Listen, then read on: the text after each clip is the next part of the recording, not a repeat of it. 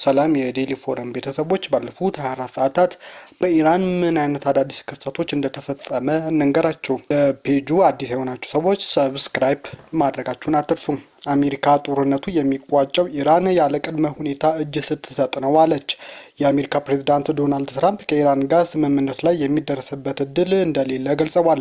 ጦርነቱ የሚቋጨው ኢራን ያለ ቅድመ ሁኔታ እጅ ከሰጠች ብቻ እንደሆነ ተናግሯል። ትራምፕ በትሩዝ ሶሻል ሚዲያ ማህበራዊ ገጻቸው ላይ ባሰፈሩት ጽሑፍ ኢራን ያለ ምንም ቅድመ ሁኔታ እጅ ካልሰጠች በስተቀር ምንም አይነት ስምምነት አይኖርም ሲሉ አስጠንቅቀዋል። ጦርነቱ ከተገባደደ በኋላ ተቀባይነት ያለው መሪ ስልጣን እንደሚይዝም ፕሬዝዳንቱ ገልጸዋል። አሜሪካና አጋሮቿ ኢራን ከውድቀት ለመታደግ ያለመታከት እንደሚሰሩ ትራምፕም ተናግረዋል። ኢራን ምጣኔ ሀብቷ ከመቼውም ጊዜ በላይ ያንሰራራል ሲሉም ትራምፕ እየገለጹ ነው። ፕሬዝዳንቱ ኢራን ወደ ታላቅነቷ እንመልሳታለን፣ የወደፊት እጣ ፈንታዋም ብሩህ ይሆናል ሲሉም ገልጸዋል። ቀደም ሲል የኢራን ፕሬዝዳንት ማሱድ ፔዜሽኪያን አገራቸውና አሜሪካ አንዳንድ አገራት ለማደራደር ጥረት መጀመራቸውን ገልጸው ነበር። ፕሬዝዳንቱ የትኞቹ ሀገራት ለድርድር ጥረት እያደረጉ እንደሆነ ግን ከመናገር ተቆጥበዋል። እስራኤል ላለፉት ተከታታይ ቀናት በሊባኖስ የአየር ድብደባ እያካሄደች ነው። የእስራኤል ጦር ለተከታታይ ቀናት በሊባኖስ ዋና ከተማ ቤይሩት ላይ በቀጠለው ጥቃት የደረሱ ከባድ ጉዳቶች የሚያሳዩ ምስሎች እየወጡ ነው። ቢቢሲ ደረሱኝ ካሉት ምስሎች መካከል አንዳንዶቹ በከተማዋ ዳርቻ ደቡባዊ ክፍል ሰማይ ላይ ጭስ ሲታይም ጎዳናዎች በፍርስራሽ ተሞልተውም ታይቷል ብሏል። የቤይሩት ከተማ ነዋሪዎች እየተፈጸመ ባለው ጥቃት የተፈጠረባቸው ፍርሃትና ግራ መጋባት እየተናገሩ ነው። የእስራኤል ሰራዊት ግን በጥቃቱ ኢላማ እያደረገ ያለው የሂዝቦላ የእዝ ማዕከላትንና የድሮን ማከማቻ ስፍራዎች እንደሆነም እየገለጸ ነው። ለኢራን ባለስልጣናት የተሰራ ከመሬት በታች ያለ ምሽግ እስራኤል አውድም ያለው ስትል ተናገረች። የቀድሞ የኢራን ጠቅላይ መሪ አያቶላ አሊ ሀሚኒ ጥቃት በሚፈጸምበት ጊዜ ይጠለሉበታል ተብሎ የተሰራ ነው የተባለው ከመሬት በታች ያለ ምሽግ አውድም ያለው ሲል የእስራኤል ጦር አስታውቋል።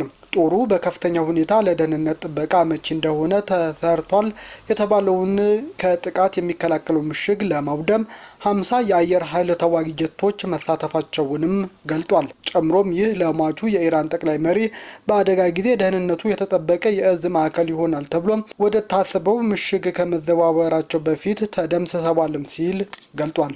ምሽጉ በቴህራን ማዕከላዊ ክፍል ውስጥ ካሉ በርካታ ጎዳናዎች ጋር የተሳሰረ መሆኑንና የኢራን ከፍተኛ ባለስልጣናትም ይጠቀሙበታል ተብሎ እንደነበርም የእስራኤል ጦር አስታውቋል።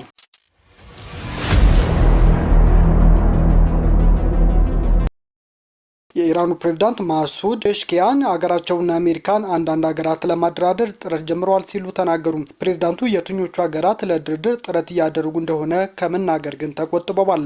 ትናንትና የአሜሪካ መንግስትም ሁለቱን ሀገራት ለማደራደር ጥረት እየተደረገ እንደሆነ መናገሩም የሚታወስ ነው።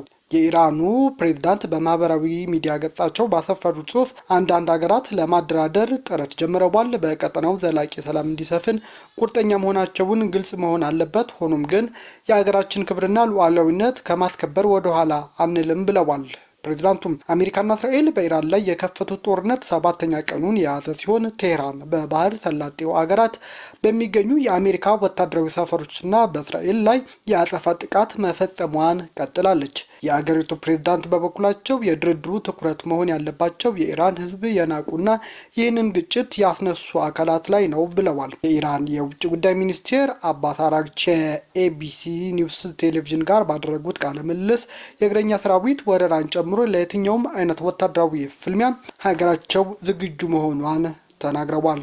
በተያያዘ ዜና ኢራን የእግረኛ ወረራ ከተከፈተባት መቅሰፍት እንደሚፈጠር አስታውቃለች። የውጭ ጉዳይ ሚኒስትር አባስ አራግቺ የእግረኛ ሰራዊት ወረራን ጨምሮ ለየትኛውም አይነት ወታደራዊ ፍልሚያ የሀገራቸው ጦር ዝግጁ መሆኑንና እንዲህ ያለውን እርምጃ በጠላቶቻችን ላይ መቅሰፍት ለማውረድ ይጠቅመናል ብለዋል። ሚኒስትሩ ከኤቢሲ ኒውስ ቴሌቪዥን ጋር ባደረጉት ቃለ ምልልስ ላይ የሀገራቸው ጦር ኃይለኞች የትኛውንም አይነት ከአሜሪካና ከእስራኤል የሚሰነዘር ጥቃት ለመጋፈጥ ዝግጁ መሆኑን ገልጠዋል። የእግረኛ ሰራዊት ወረራን ጨምሮ ለየትኛውም አይነት ጥቃት ዝግጁ ነን በማለት እየጠበቅናችሁ ነው። የሚመጣውን ባለን አቅም እንደምንጋፈጥ እርግጠኞች ነን። ከባድ መቅሰፍት ይጠብቃችኋል እዚህ ኢራን ላይ ሲሉም ሲሉም አስጠንቅቀዋል። ከዚህ በፊት 2 ጊዜ ድርድር መቀመጣቸውን ያነሱት አራግቺም 2 ጊዜ ድርድር ላይ እያለን ጥቃት ፈጽመውብናል ብለዋል። ከአሜሪካና ከእስራኤል ጋር የተኩስ አቁም ስምምነት ለመድረስ ኢራን ፍላጎት እንደሌላትም ተናግረዋል። የውጭ ጉዳይ ሚኒስትሩ ጨምረው በአሁኑ ወቅት ኢራን ከፍተኛ የነዳጅ ምርት የሚተላለፍበትን የሆርሙዝ ሰርጥን እስካሁን የመዝጋት ፍላጎት እንደሌላት፣ ነገር ግን ጦርነቱ የሚባባስ ከሆነ ግን እርምጃውን ከመውሰድ እንደማትቆጠብም አስጠንቅቀዋል። የተባበሩት መንግስታት ድርጅት በአሜሪካና በእስራኤል ጥቃት ምክንያት ሰላም የመስፈን እድሉ ጠባብ ነው ሲል ይፋ አደረገ። እስራኤልና አሜሪካ በኢራን ላይ የፈጸሙት ያሉት ጥቃት በመቀጠሉ ምክንያት በመካከለኛው ምስራቅ ሰላም የመስፈን እድሉ ጠባብ መሆኑን የመንግስታቱ ድርጅት አስታውቋል። የተመድ ሰብአዊ መብት ኮሚሽን ቮልከር ቱርክ በመካከለኛው ምስራቅ ለሰላም እድል ሊሰጥ ይገባል ሲሉም ጥሪ አቅርበዋል።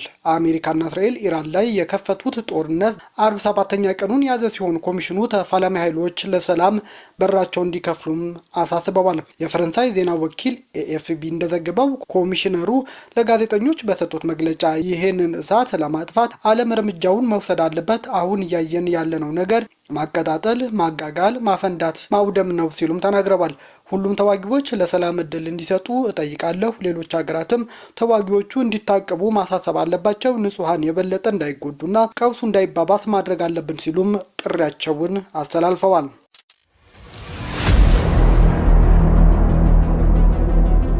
ሩሲያ የኢራኑ ጦርነት ነዳጅ እንዲፈለግ በር ከፍቶልኛል ስትል አስታወቀች። አሜሪካና እስራኤል ኢራን ላይ የከፈቱት ጦርነት የሩሲያ የኢነርጂ ምርቶች ላይ ያለውን ፍላጎት እንዲጨምር የሀገሪቱ መንግስት ገልጧል።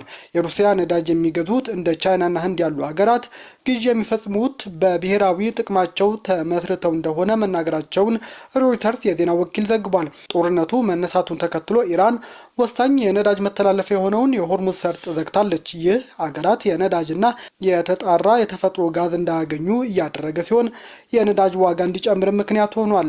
የነዳጅ ገበያው ለማረጋጋት ጥረት እያደረገች ያለችው አሜሪካ ደግሞ ህንድ የሩሲያ ነዳጅ እንድትገዛ ጥላው የነበረውን እገዳ ለ30 ቀናት አንስታለች።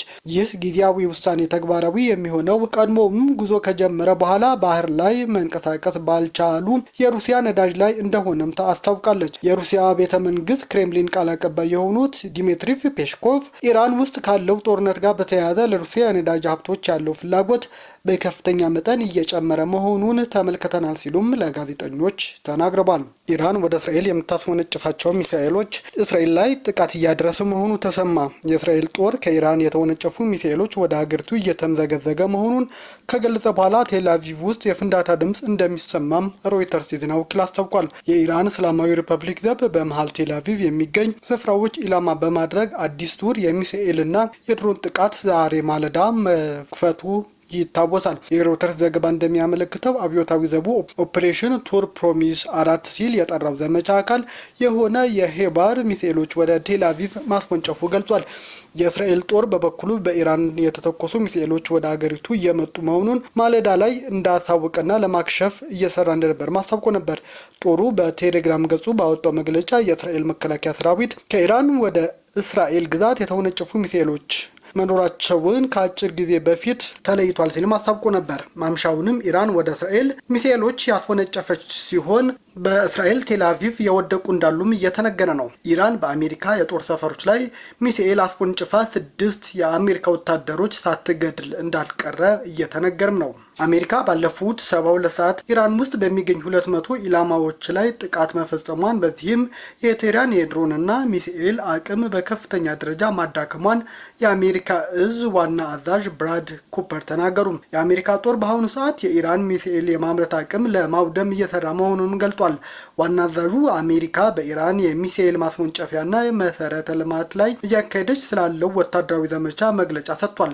ባለፉት 72 ሰዓት ብቻ አሜሪካ ቦምብ ጣይ አውሮፕላኖች ኢራን ውስጥ በጥልቀት ገብተው 200 ገደማ ኢላማዎችን አጥቅተዋል ብሏል። ጠዋት ላይ ብቻ ቢ2 ቦምብ ጣይ የአሜሪካ አውሮፕላን ባህር ላይ የሚገኙ ሚሳኤሎች ማስወንጨፊያ ስፍራዎች ኢላማ በማድረግ 900 ኪሎ ግራም የሚመዝን በርካታ ቦምቦች ጥሏልም ሲሉ ተናግረዋል። ኩፐር የኢራን ኤሮስፔስ እዝንም ኢላማ አድርገናል፣ ይህም እርምጃ የኢራንን አሜሪካ ላይ ስጋት የመፍጠር አቅም ያዳክማል ሲሉም ተናግረዋል። ያለፉት 24 ሰዓት ዘመቻ ከመጀመሪያው ቀን ጋር ሲነጻጸር የኢራን ባላስቲክ የባላስቲክ ሚሳኤል ጥቃቶች በ90 በመቶ፣ የድሮን ጥቃቶች ደግሞ በ80 በመቶ ቀንሷልም ተብሏል። ከሐሙስ ምሽት አንስቶ ባለፉት አንድ ቀናት ከባድ የተባለ ጥቃት በኢራን ላይ የተለያዩ አካባቢዎችና ዋና ከተማው ቴህራን ውስጥ እየተፈጸመ መሆኑን ከስፍራው የሚወጡ መረጃዎች ያሳያሉ።